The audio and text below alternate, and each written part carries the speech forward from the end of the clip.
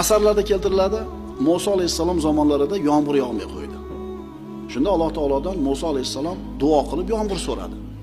Alloh taolodan javob bo'ldi: "Oranglarda bir gunohkor odam bor. Shu odam tufayli yomg'ir yog'mayapti." Shunda Musa alayhissalom qavmiga qarab, "Oramizda bir odam bor ekan, gunoh qilayotgan. Shu odam chiqib ketmasa yomg'ir yog'mas ekan. Shu odam chiqib ketsin" deb xitob qildi. Hech kim chiqib ketmadi. Hech kim qavmni tark qilmadi. Lekin bir qancha vaqt o'tgandan keyin yomg'ir yog'di. Shunda Alloh taologa Musa alayhissalom duo qildi: "Parvardigor, kim edi u senga osiylik qilayotgan kishi?" dedi.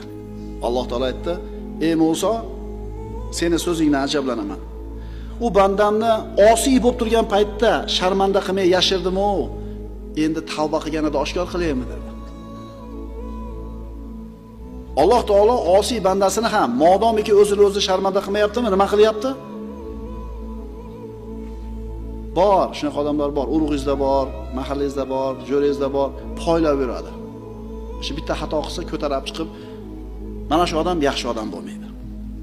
Agar birodar siz ham kimnidir haqqini qachonlardir yeb qo'yib, zulman sizlar shu turli kasb egalari bilan gaplashinglarda muammolarni aytadi.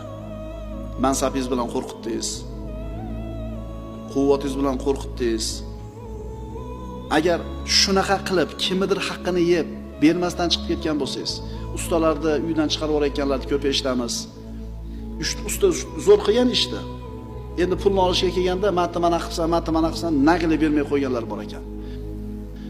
O'sha o'zga yurtda ishlayotgan, bizdan borib ish prorablik qilayotgan odam 3-4 ta bolalarni olib kelgan, ishlatgan. Katta ob'yomdagi ishni olgan, endi qilgandan keyin bolalarga to'laydigan pul katta bo'lib ketgan. Bermagan, uni bahona qilib. Qarg'ab kelishgan uying kuysin deb. Uy kuyib ketdi. Uy kuyib ketdi. Shu bilan qutulgan bo'lsa, ularning haqqidan oson qutulibdi. Chunki tikkalab olish mumkin edi. Agar oxiratga qolib qolgan bo'lsa-chi?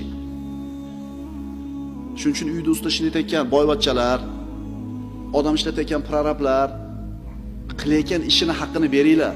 U sho'ring qurgur haligi mazlumlarchi, ilmsiz, savodsiz bo'lgan uchun so'kinib chiqib ketadi.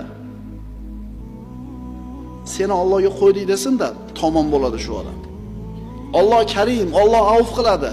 Namoz o'qimagan bo'lsa, ro'za tutmagan bo'lsa, Alloh umid qilamiz, chunki kechiruvchi bo'lgan zot Alloh taolo. Ammo bandani haqqini yegan bo'lsangiz, Allohga qo'ydim seni desa, tamomsiz. Uzoqqa bor